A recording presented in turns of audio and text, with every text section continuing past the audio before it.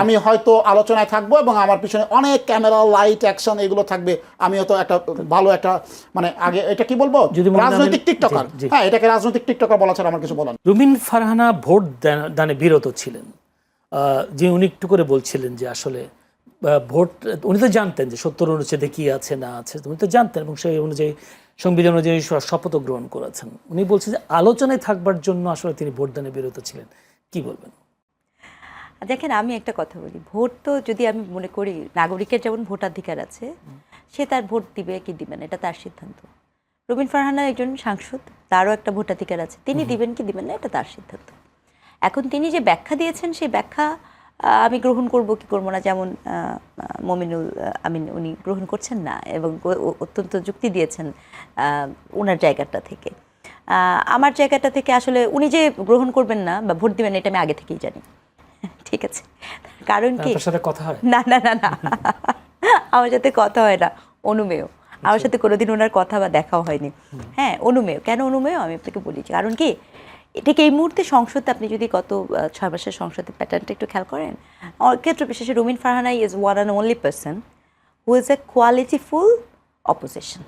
মানে অপোজিশন আছে, তার মধ্যে কোয়ালিটিফুল অপোজিশন হিসেবে আমি তাকে দেখি। তো অপোজিশন কি করবে? অপোজিশন ভোট দিবে না।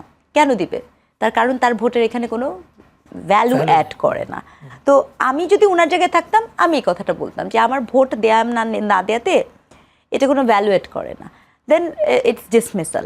কিন্তু তিনি এটাকে 70 অনুচ্ছেদ নিয়ে এসে বা এটা এনে যেই কথাটা উনি বলেছেন, সেক্ষেত্রে আসলে ওটা হতে পারে তিনি একই সাথে মনে করিয়ে দিতে চেয়েছেন পলিটিক্যালি যে আপনারা যে 70 অনুচ্ছেদ নিয়ে যেহেতু আপনার বিরোধী দলের সাথে একটা অলরেডি আছে, সেইটা উনি পলিটিক্যালি পয়েন্টেড আউট করেছেন, সেটা ওনার পলিটিক্যালি করারই কথা। অথবা হতে পারে যে তিনি ভাই যেটা বলেছেন যে হয়তোবা সে কারণে বলতে পারে। কিন্তু আমি ব্যক্তিগতভাবে মনে করি যে যেখানে ওনার ভোটের ভ্যালু অ্যাড করে না সেখানে উনি ভোট দিবেন না। উনি হয়তো এখন স্বতন্ত্র বলে সেই সিদ্ধান্তটা নিতে পেরেছে, কিন্তু যদি উনি দলের হলে তো তাহলে তো তিনি ডেফিনেটলি পারতেন না, অফকোর্স নট। তখন কি তিনি এই কথা বলতেন না? তখন তিনি কখনোই এই কথা বলতেন না, নির্দ্বিধায় আমি বলতে পারি, কারণ বলার কোনো সুযোগ নেই। মানে সিস্টেমটার মধ্যে এরকম, তাহলে ওই তো সদস্য পদ সুযোগই নাই, কারণ 70 অনুচ্ছেদে ওই সুযোগই তো নাই আপনার, রাইট? সো তিনি ওটার মধ্যে থাকলে তো কখনোই বলতেন না। আসলে সত্যিকার অর্থে আমরা একটা নির্বাচন দেখেছি, কিন্তু আসলে এটা তো আর ওরকম নির্বাচন না। এখানে যখন একটা দল 2/3 ভোট পেয়ে যায় তখন তার মনোনীত প্রার্থী রাষ্ট্রপতি হবেন, এটাই খুব স্বাভাবিক। কিন্তু যদি 2/3 প্রার্থীতা না পেত তখন নয় আমরা একটুখানি ওকে ইলেকশনটা খুব জমজমাট হচ্ছে, এরকম তো ব্যাপারটা না। তাহলে আপনি আমাদের প্রধান নির্বাচন কমিশনার যে বললেন আজকে খুবই সুষ্ঠু ভোট হয়েছে, সুন্দর ভোট হয়েছে, এত সুন্দর পরিবেশ, ভোট হওয়াটা খুবই ভোট তো সুষ্ঠুই হয়েছে, ভোট সুষ্ঠু হয়েছে।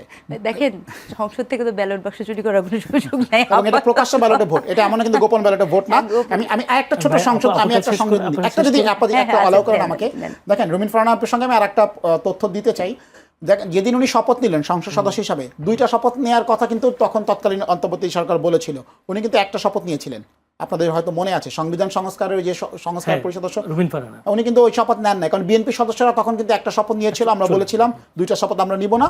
উনি কিন্তু বিএনপির অবস্থানের সাথে রেখেছিলেন, কারণ উনি আশা করেছিলেন উনি হয়তো বিএনপিতে আবার ফেরত আসবেন, ওনাকে হয়তো কোনো মন্ত্রণালয়ের প্রতিমন্ত্রী বা মন্ত্রী এরকম করা হবে বা অন্য কোনো দেওয়া হবে, এই আশায় কিন্তু উনি 2টা শপথ নেন নাই। তখন কিন্তু উনি এসব কথা বলেন নাই। আজকে হঠাৎ করে যখন তিনি সংসদ বর্জন করলেন, এটা আমি আবারই বলবো, আমি আসলে অন্য কোনো মন্তব্য করতে চাই না, বর্ণবাদী কোনো মন্তব্য তার সম্পর্কে করতে চাই না, কিন্তু খুব সুস্পষ্টভাবেই বলবো নাসিরউদ্দিন পাটোয়ারিকে দেখে আমাদের মনে অনেকের ভিতরে লাড্ডু ফুটছে যে একটা উল্টাপাল্টা কিছু করলে হয়তো আলোচনায় থাকা যাবে, আমার ভ্যালু হয়তো আরও বাড়বে, আমি হয়তো আরও বেশি আলোচনায় থাকবো, জনগণ আমাকে গ্রহণ করবে, সেই রাজনীতির দিন শেষ। আমি এতটুকু উনি হয়তো তাকে অনুসরণ করছে, নাসিরউদ্দিন পাটোয়ারির কথা অনেকেই করছে, শুধু রুমিন ফারহানা না, আমাদের দেখা অনেকেই যারা বিরোধী দলের ভূমিকা অবতীর্ণ হচ্ছেন তারা পাটোয়ারি মডেলকে অনুসরণ করছে। রাজনীতিতে একটা মডেল তৈরি হয়ে গেছে, পাটোয়ারি মডেল, যে আমি কিছু একটা উল্টাপাল্টা বললেই আমি হয়তো আলোচনায় থাকবো এবং আমার পিছনে অনেক ক্যামেরা লাইট অ্যাকশন এগুলো থাকবে, আমি হয়তো একটা ভালো একটা মানে আগে এটা কি বলবো রাজনৈতিক টিকটকার, হ্যাঁ এটাকে রাজনৈতিক টিকটকার বলা ছাড়া আমার কিছু বলার নেই।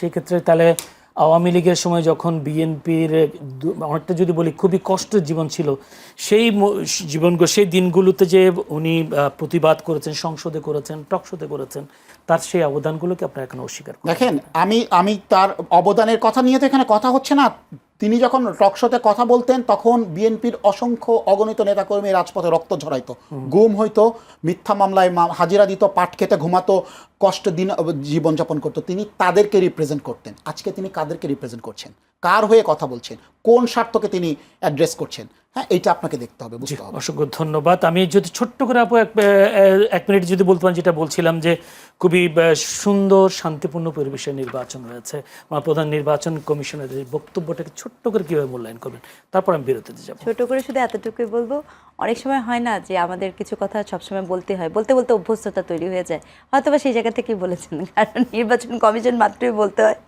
খুবই শান্তিপূর্ণ সুষ্ঠু ইলেকশন হয়েছে। এই কারণ এই প্রতিটা কথা কেবলই বাগাড়ম্বরতা ছিল, অপ্রয়োজনীয় ছিল। উনি এভাবে না বললেও পারতেন, বাট এটা বলেছেন, তাতেও খুব একটা কিছু ক্ষতি হয়নি। কারণ এটা খুবই, এটা সাধারণ হবে, স্বাভাবিক হবে, সুস্থ হবে, এটা জানাই যায়। ঠিক আছে, তো এটা উনি বলাটা আমার কাছে মনে হচ্ছে, ওই যে সবসময় বলি তো, এটাও বলেছি।